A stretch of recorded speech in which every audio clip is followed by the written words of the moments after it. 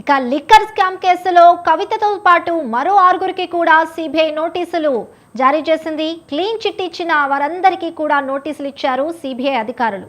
కవితతో పాటు అరుణ్ రామచంద్ర, అభిషేక్ బోయినపల్లి, శరత్ రెడ్డి, మాగుంట శ్రీనివాస్ రెడ్డిలకు కూడా సిబిఐ నోటీసులు ఇచ్చారు.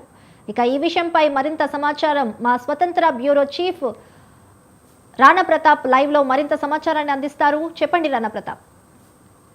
రాజకీయాల్లో సంచలనంగా మారినటువంటి కవిత కేసులో ఇప్పుడు మరొకసారి సిబిఐ అధికారులు నోటీసులు ఇచ్చారు.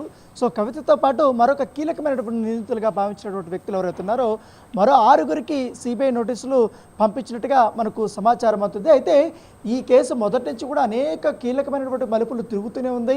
వన్ బై అంటే ఎవరు ఊహించినటువంటి వ్యక్తులంతా కూడా తెరపైకి రావడము, వారి యొక్క పాత్ర అంతా కూడా తేటతల్లమవడము, తర్వాత వాళ్ళని అరెస్ట్ చేయడము, వారంతా కూడా జైలు పాలవ్వడము, ఇవన్నీ కూడా చూసాం. అయితే 2 వారాలకు ముందు ఎప్పుడైతే రౌసావన్నీ కోర్టు ఇచ్చినటువంటి తీర్పులో వీళ్ళందరూ కూడా క్లీన్ చిట్తో బయటపడ్డారు. వీళ్ళందరూ కూడా ఒక సంబరాలు చేసుకున్నటువంటి తరుణంలో తాజాగా సిబిఐ కోర్టు అంటే వారు ఇచ్చినటువంటి ఈ యొక్క తీర్పు పైన మరొకసారి అప్పీల్కి వెళ్ళినప్పుడు ఈ కేసులో ఇంకా చాలా వరకు కూడా ఆధారాలు ఉన్నాయి.